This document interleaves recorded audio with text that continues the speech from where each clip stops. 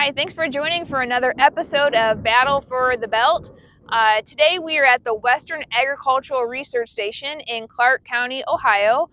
This is the Battle for the Belt project, the soybean side. These soybeans here were planted on April 13th, so a little over a month ago. Today I have Dr. Alyssa Essman joining me in the field. She is the weed extension specialist at Ohio State, and she's here to give a weed update and tips for this planting season. Yeah, thanks, Laura. Happy to be here. There's a couple things we want to consider as, planting date becomes a consideration when we talk about corn versus soybean and which we might want to plant first. From an agronomic standpoint, I think soybean makes a lot of sense, right? We know the clear relationship between planting date and yield and what that extra photosynthetic capture means for our soybean crop. But when it comes to weed management, there's a couple things we want to consider. One of this is, as we push planting dates earlier, of course, that big factor then is weather. And we know the variability in early season weather in Ohio is something we have to consider. And so the things we're dealing with are increased precipitation and colder temperatures. That's a situation where we might see some injury from some of our pre-emergence herbicides. So where those seeds or young seedlings underneath the ground are taking up a lot of water, maybe we have waterlogged soil conditions if we get a lot of rain, taking up that herbicide with it, and those cold temperatures kind of slow down metabolism within that plant.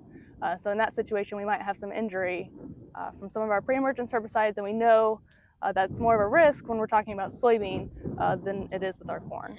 And these soybeans here at Western definitely had those cold and waterlogged conditions. Just a few weeks ago, it was 38 degrees, and the entire field area here was just extremely soggy. So definitely early planting, we do see those. So Alyssa, we have giant ragweed coming up here in our soybean plots at Battle for the Belt site. What is your recommendation for weed control timing? So when we're talking about giant ragweed, we don't have a lot of great pre-emergence options. A lot of our ragweed in Ohio is resistant to the group 2, so there are ALS inhibitors, and group 9 are glyphosate. So a lot of our reliance is then on our post-applications. So for something like giant ragweed, we want to give it the finger, right? So by the time it's about 4 inches, that's kind of the ideal stage where we want to control giant ragweed based on a lot of our labels. And so if we're pushing planting dates earlier, we might shy away from those group 14s where we might see some more injury, gravitate towards something like the group 15s for water hemp and mare's tail. But for giant ragweed, we certainly want to watch the height because giant's in the name. It gets really huge, and the bigger it gets, the harder it is to control. Well, I appreciate that recommendation. So Alyssa, your final question, are you team corn or team soybean?